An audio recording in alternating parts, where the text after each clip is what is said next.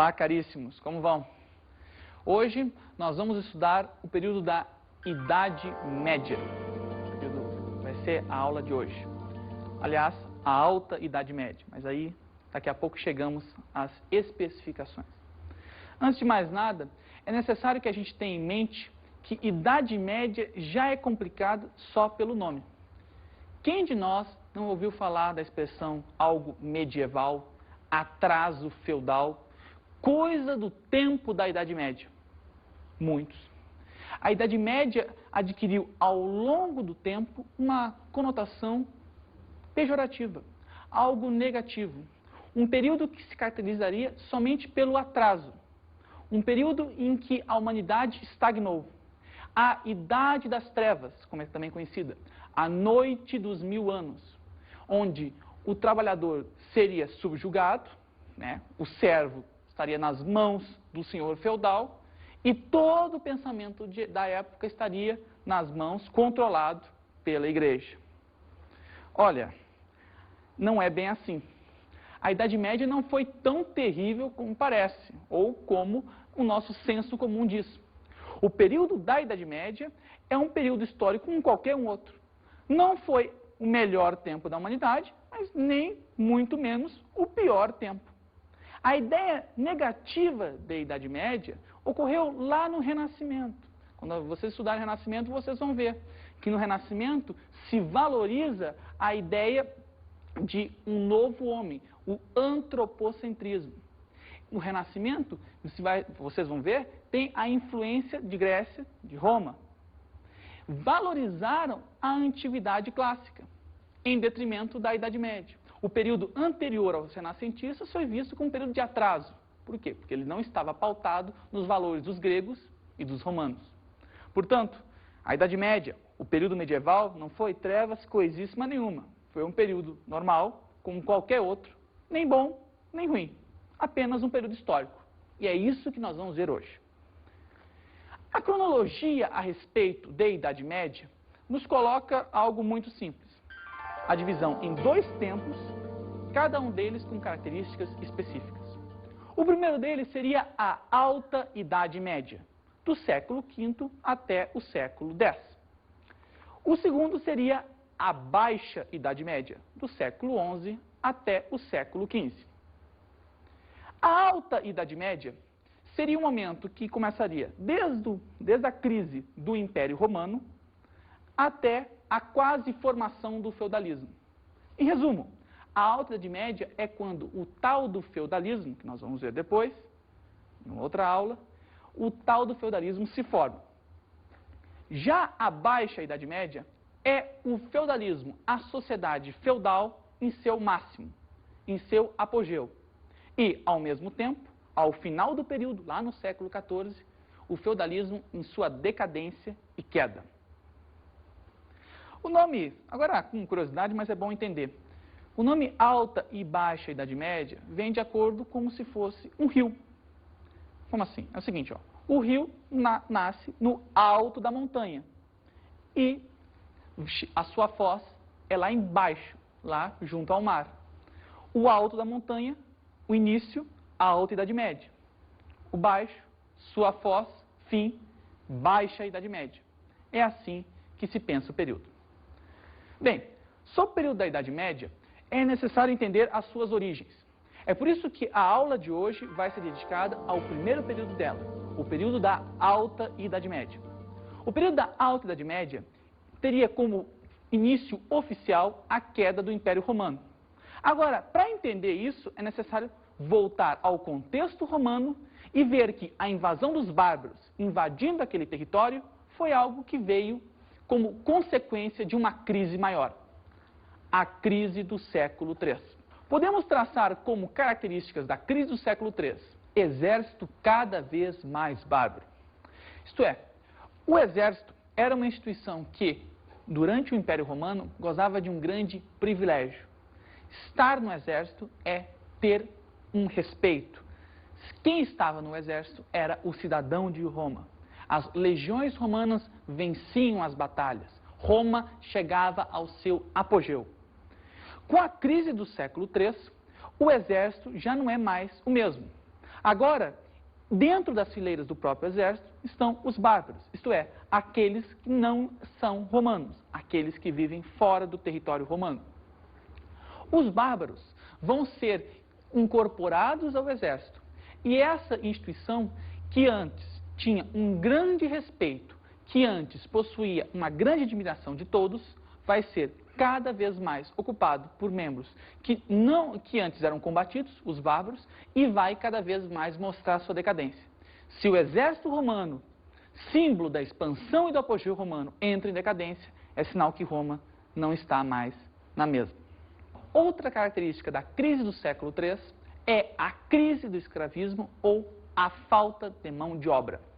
Isto é, durante o período do Império Romano, Roma se expande, conquista terras e escravos. Os escravos são fundamentais em Roma. Eles são a mão de obra do Império Romano. Com a crise do século III, Roma para de se expandir. E Roma parando de conquistar terras e escravos, ela para de conquistar aquilo que poderíamos chamar de seu suco vital, o que garante a sua força. A crise do escravismo está associada aí. É o momento no qual Roma já não é mais a mesma, já não tem a mão de obra, já não tem o recurso para os braços, melhor dizendo, para exercer, para transmitir a riqueza daquela sociedade. A crise do escravismo e a mão de obra indicam que Roma, que antes era alicerçada na força do escravo, hoje não tem mais. Há uma grande mudança vindo por aí. A expansão do patrocínio e do colonato nos mostra novas formas de dependência que naquele momento se criaram. O romano foge para os campos, foge da cidade para os campos, nas terras de latifundiários, em busca de proteção. Essa proteção que ele está buscando se chama patrocínio. Lá ele encontra terras que lhe são arrendadas e tem obrigações sobre aquelas terras. Por exemplo, ele deve estar fixo àquelas terras. Não pode vendê-las, mas também não pode sair delas. Isso se chama colonato. A expansão do patrocínio e do colonato nos mostra que há uma ausência do Estado e cada vez mais o fortalecimento de laços de dependência pessoal. Isto é, o grande Estado romano está entrando em ruínas e poderes particulares, dependência a um grande dono de terras, por exemplo, ficam cada vez mais à mostra. Roma está entrando em sua decadência. O enfraquecimento do poder imperial nos mostra isso. Isto é, de um lado, o exército, que não é mais o mesmo. De outro, a crise do escravismo, que mostra que Roma não está mais expandindo. Mais outro fator que nós vimos, a dependência pessoal através do patrocínio e do colonato. E agora, tudo isso junto nos mostra que o poder do imperador, que antes era supremo, agora se enfraquece. Como resposta disso, o imperador tenta aplicar uma política mais forte. Já que ele está perdendo o poder, ele acirra, ele puxa mais forte na coleira. Ele tenta, através de maior cobrança de impostos e através de leis mais rígidas, conquistar, ter o poder novamente em mãos. Tenta fazer uma forma assim um pouco mais repressiva, em busca de conseguir conquistar daquela gente, de seus súditos, o mesmo respeito de os imperadores de outrora, do tempo anterior à crise do século III. Só que essa situação na qual o imperador tenta conquistar novamente o poder perdido, implantando medidas repressivas, causa um certo estranhamento e desconforto na população romana. Seria interessante a gente pensar e perguntar da seguinte forma: como o romano daquela época se sentia numa situação como aquela? Isto é, com essas medidas tão fortes do imperador, e na verdade do Estado romano que está caindo em busca de reconquistar o poder, qual era o sentimento daquele tempo? Vamos ver um relato daquela época. Os pobres são despojados, as viúvas gemem, os órfãos esmagados, a tal ponto que muitos dentre eles incluídas gentes de bom nascimento que tinham recebido uma educação superior, refugiam-se entre os inimigos. Para não perecer sob a perseguição injusta, vão buscar entre os bárbaros a humanidade dos romanos, porque não podem suportar mais entre os romanos a inumanidade dos bárbaros. E não tem motivo algum para se arrepender deste desterro, porque preferem viver livres sob a aparência de escravidão a serem escravos sob a aparência de liberdade.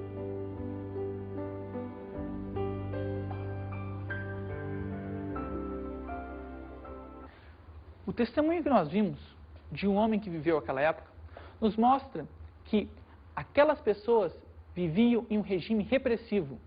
O Estado romano não mais era algo que as beneficiava, e sim algo que tentava dominá-las.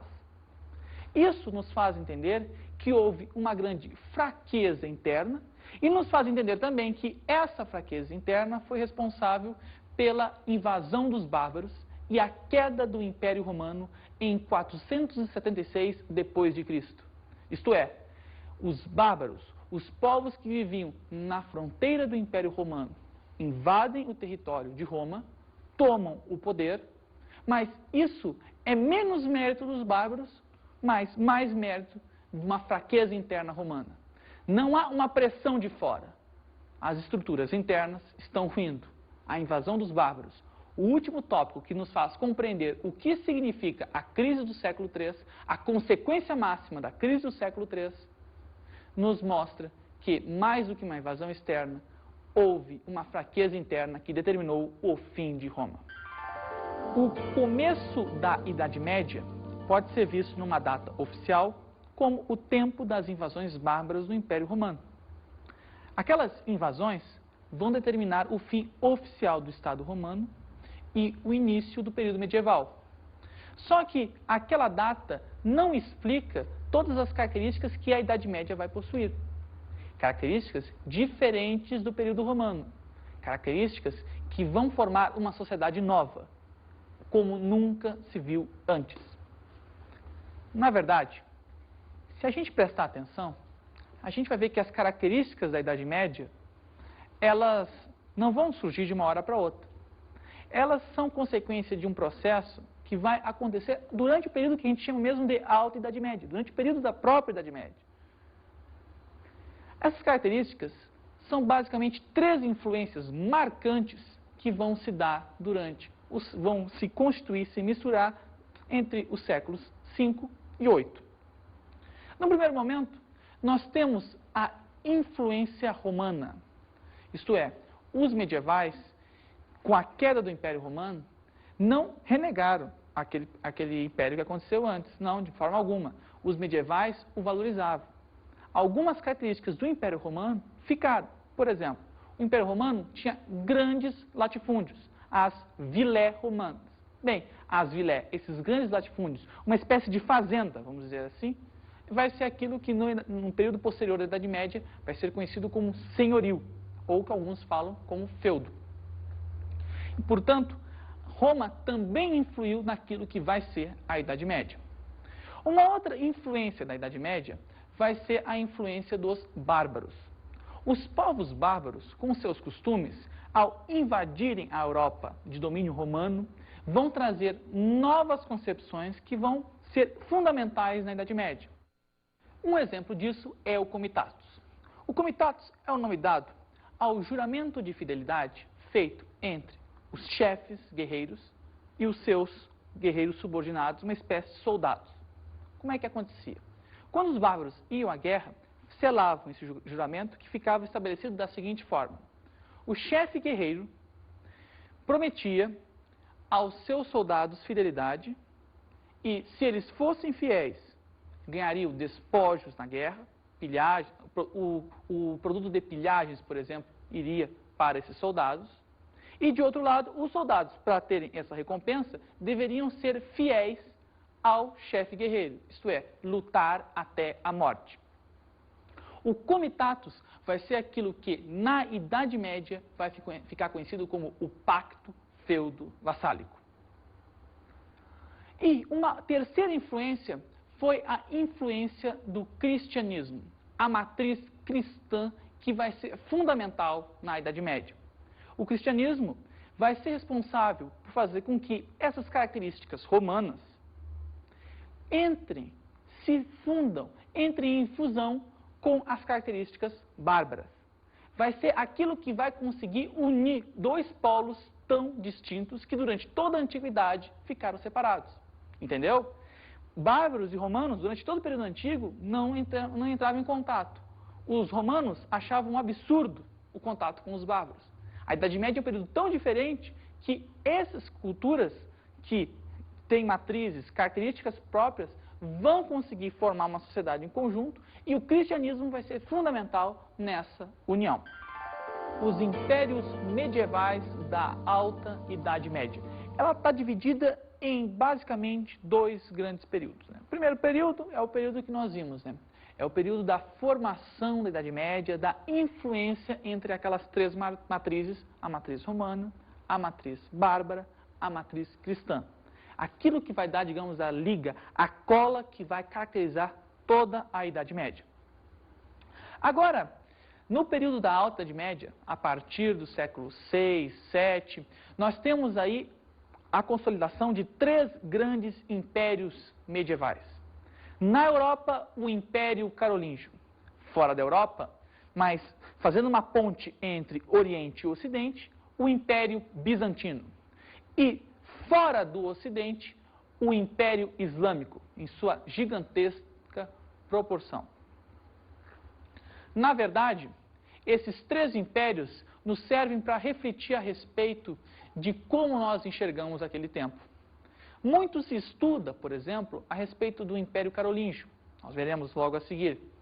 Mas, na verdade, o Império Carolíngio, que ocorreu na Europa Ocidental, ele vai ser algo, digamos assim, quase que subdesenvolvido, menor, inferior, minoritário ao que havia de existente em Bizâncio e Islã. Isto é, naquele período, a Europa não tem toda a força. Naquele período do Império Carolíngio, a grande potência econômica, militar, estava fora da Europa. Estava ou em Bizâncio ou no Islã. Fora da Europa é que havia potência. Dentro dela, a coisa não era tanto assim. O primeiro império que a gente deve enxergar um pouco é o Império Europeu, o Império Carolíngio. As origens do Império Carolíngio se remetem desde as invasões bárbaras.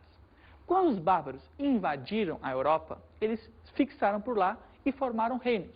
São os reinos bárbaros. Aqueles reinos, eles tinham suas tradições, religiões próprias. Porém, ao longo do tempo, houve um processo de cristianização daqueles reinos. Isto é, os bárbaros começaram a adquirir a religião cristã, sob domínio, sob a égide da Igreja Católica. Muito bem, o Império Carolíngio, na verdade, ele descende do reino bárbaro dos francos, que foi o primeiro dos reinos bárbaros que se tornou cristão.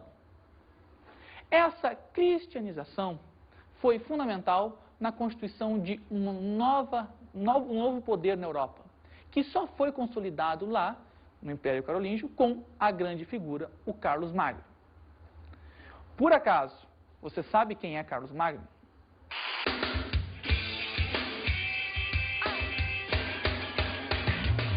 Você conhece Carlos Magno? É aquele do gladiador, não é? Não. Conheço. Um grande amigo meu.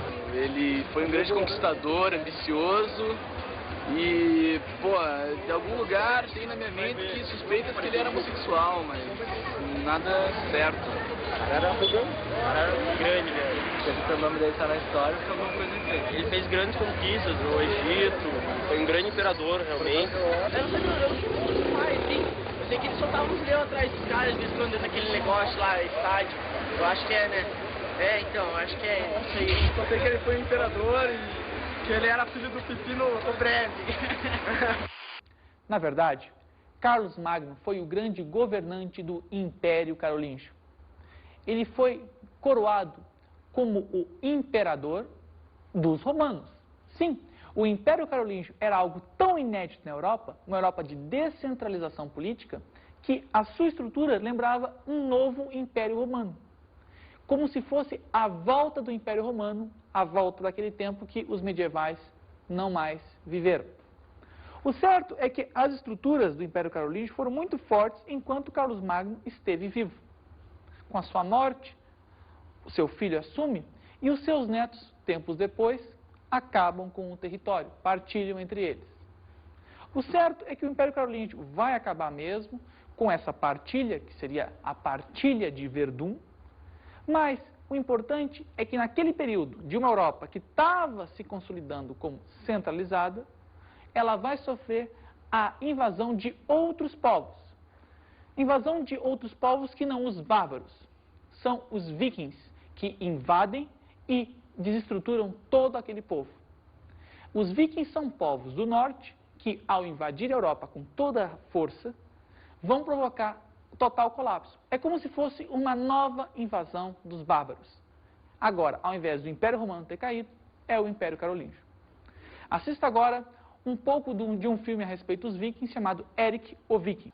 Bem, o filme Erik o Viking nos mostra os vikings em suas grandes guerras. Isto é, a forma de invasão viking foi extremamente violenta na Europa. Isso foi muito forte. Eles faziam guerras por pilhagens, né? Eles faziam a guerra pela guerra. Foi algo muito violento, então. O Império Bizantino é um dos grandes impérios medievais. Ele fica fora da Europa. O Império Bizantino é aquilo que era o Império Romano do Oriente. O Império Bizantino tem como capital Constantinopla, centro tanto comercial, Constantinopla é uma das cidades mais ricas daquela época, quanto religioso. Aliás, religião era conversa de bar em Bizâncio. Bizantino, que era bizantino, adorava discutir religião. Ao invés de futebol, religião era a paixão deles. Tanto é que um dos episódios mais fortes da história de Bizâncio foi o cisma que ocorreu entre as igrejas de lá e a igreja do Ocidente. Isto é, antes havia uma igreja católica unida. Depois desses conflitos, há a igreja católica do Ocidente e a igreja ortodoxa grega, que é a igreja do Império Bizantino. Por fim, o último dos grandes impérios medievais que veremos aqui é o Império Islâmico. Agora, antes de a gente entrar no Império Islâmico, é necessário cuidado. Fazer uma distinção muito importante que é fundamental para entender. Primeiro, muito se fala de islamismo, árabes, muçulmanos. Cuidado aí. Árabe é todo aquele que é relativo, é oriundo da Península Arábica. Muçulmano ou islâmico é todo aquele que tem religião islâmica. Eu, por exemplo, nascido lá no glorioso Ceará, eu nunca poderei ser árabe, mas, se quiser, eu poderia me tornar muçulmano. O Islã é uma das poucas religiões que a gente pode traçar o seu início. Ele ocorreu com Maomé, que fundou essa religião lá pelo século VI depois de Cristo. A religião fundada por Maomé possui como seguintes características os famosos pilares do Islã. Vamos ver cada um deles. O primeiro pilar diz que só Alá é Deus e Muhammad é seu profeta. Isto é, para os muçulmanos só há um Deus, portanto uma religião monoteísta, e o verdadeiro profeta que traz é Muhammad, Maomé. O segundo pilar diz respeito às orações dos fiéis. Isto é, um bom islâmico deve orar várias vezes por dia, fazer todo um ritual para isso, evidentemente, várias vezes por dia, em direção à cidade sagrada, Meca. Um outro pilar é o jejum no Ramadã. Isto é, o islâmico deve cumprir jejum no mês sagrado dos islâmicos, o mês do Ramadã, no calendário islâmico. Um bom islâmico deve ter caridade para com os pobres. Um muçulmano não pode ver um outro muçulmano em dificuldade, deve ajudar. A peregrinação dos fiéis a Meca é outro dos pilares do Islã. Isto é, cada muçulmano, se tem condições, deve ir à cidade sagrada Meca. Se não tem, paciência, né? O outro pilar é a jihad, a guerra santa do islamismo. A jihad pode ser uma jihad interna, isto é, a guerra santa do fiel para fugir das tentações e ser um bom muçulmano, ou a jihad externa, a guerra santa do muçulmano contra seus inimigos. Isto é, toda vez que um muçulmano se ver ameaçado da sua religião, ele deve lutar para defendê-la. Isso foi difundido durante as cruzadas, mas é importante, no Alcorão se salienta mais a jihad interna. O Islã pós-Maomé é um Islã diferente. Durante a vida do profeta, ele conseguiu fazer com que toda a Península Arábica se unificasse em torno de uma única religião. Após a sua morte, muitas das tribos achavam que não era necessária mais essa unificação. Houve uma guerra tentando reunificar. Essa guerra é muito interessante para a gente entender a expansão do Islã. Veja o mapa. Podemos ver em verde que na Península Arábica o Islã domina aquela região. Só que a sua expansão vai ser tão forte que ele vai se expandir tanto para o oeste quanto para o leste. A oeste ele conquista todo o território norte da África, chegando à Península Ibérica, e a leste conquista todo o território da Pérsia, chegando até a Índia. Isto é, em pouco menos de um século, o Islã, de uma religião que surgiu na Península Arábica, se tornou uma das maiores civilizações que já se viu.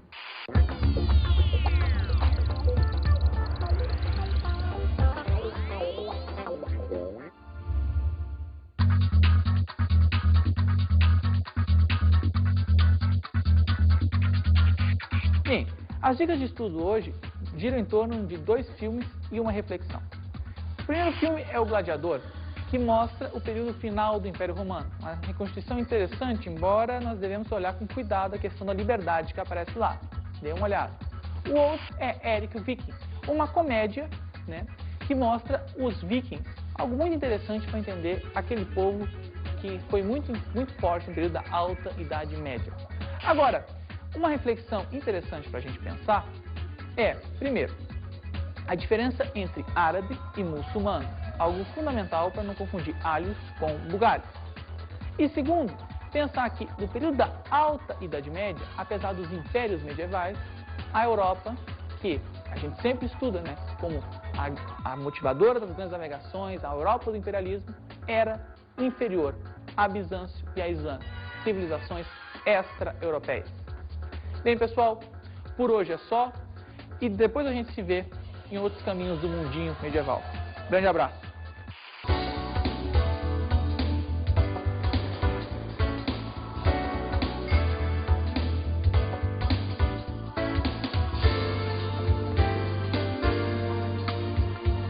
Na aula de hoje, estudamos a Idade Média I.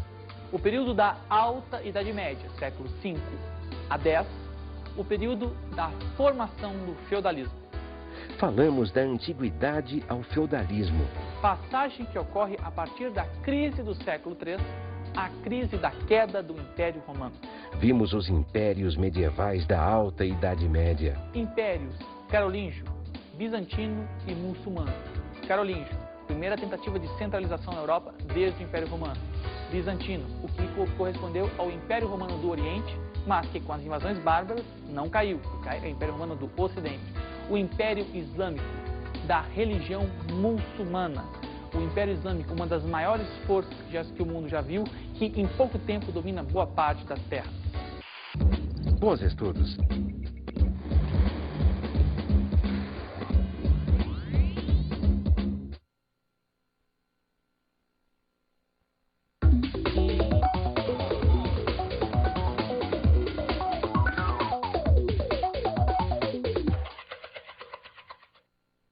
Salve, caros professores!